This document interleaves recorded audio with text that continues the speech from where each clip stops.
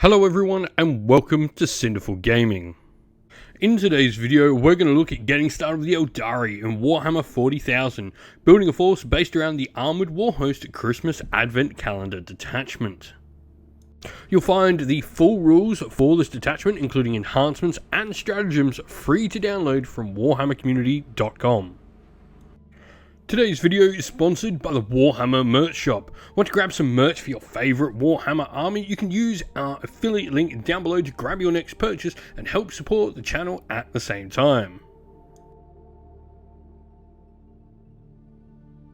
And so, to start with, we're going to look at the Farseer Skyrunner. Now, of course, this isn't a vehicle, or indeed a flying vehicle more specifically, which is the thing the Armoured Warhost detachment is all about, but it is a character that's going to be able to take some of the enhancements and actually be able to keep up with our vehicles to use them.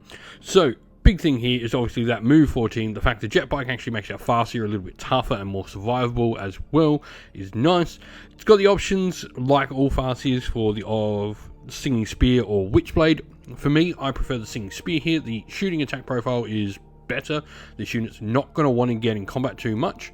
We do have a couple of cool abilities. First of all, Branching Fates, where once per turn when we use a Fate dice, we can swap one out to make it count as a 6.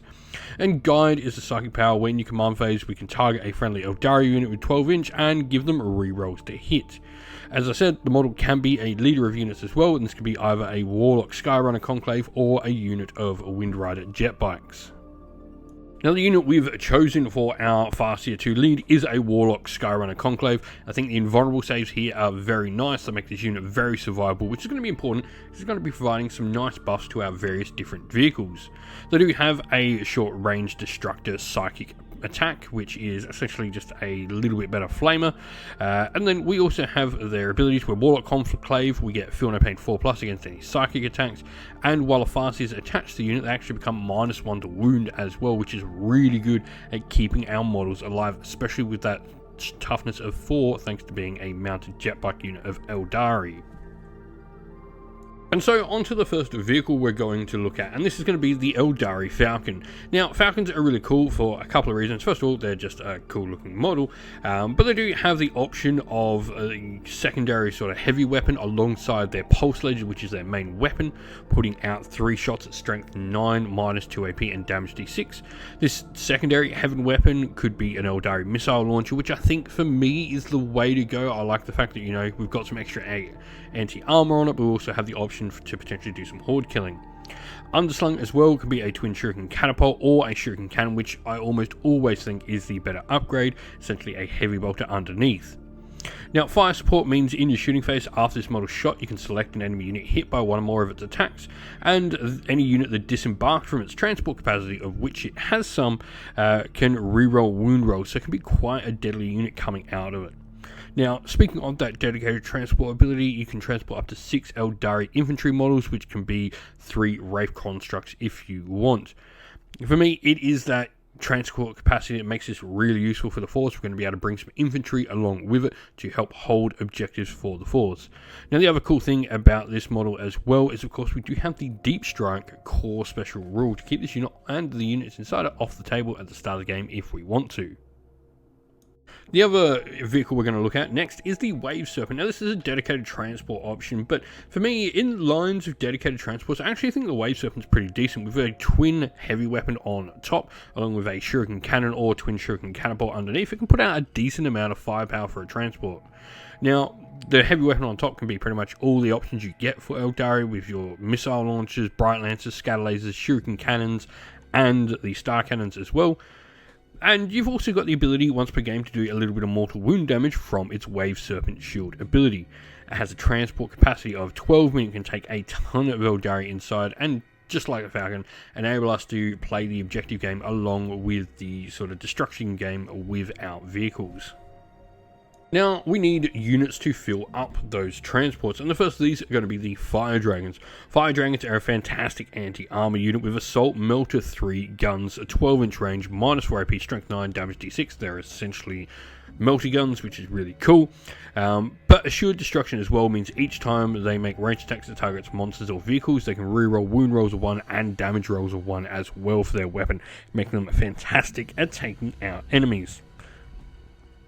Now, if we're looking at fire dragons to be an anti-armor unit inside one of our 2 transports, the other vehicle is going to carry Dark Reapers, who are a great anti-infantry unit. They can be great at anti-heavy infantry as well, with a majority of the unit being armed with Reaper launchers. These have 2 weapon profiles, or one with strength 8 minus 2 AP and damage 2, fantastic for targeting marines, or you can go for 2 shots apiece. These drop to strength 5 minus 1 AP and damage 1.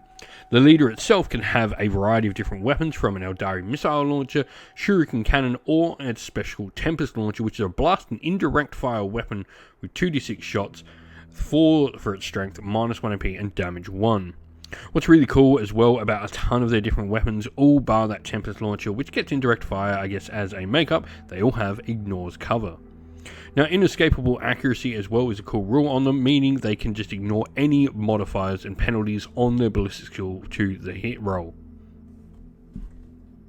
After that, we have Malgan Ra. This is the Phoenix Lord of the Dark Reapers, and I think he adds a lot of power to the unit when we take him with them. His Malgatar, it's Malgan Ra's guitar, has the devastating wounds and ignores cover special rule with 6 attacks, strength 7, minus 1 AP and damage 2, hitting on 2 pluses, and he also has a decent profile in melee as well. Now, the Faces of Death means each time a model makes an attack that targets a unit below half strength, it can reroll hit rolls and you can reroll the wound rolls.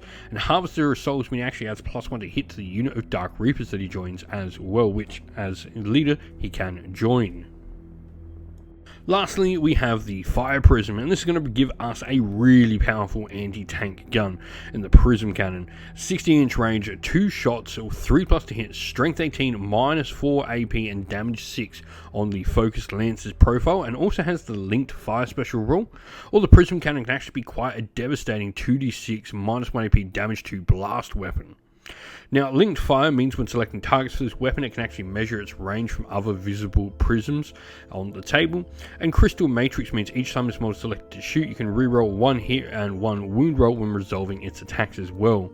It's a fairly decent tank to take, and of course, as we're looking to expand the force maybe beyond this first 1,000 points, taking multiple of these could be a great idea.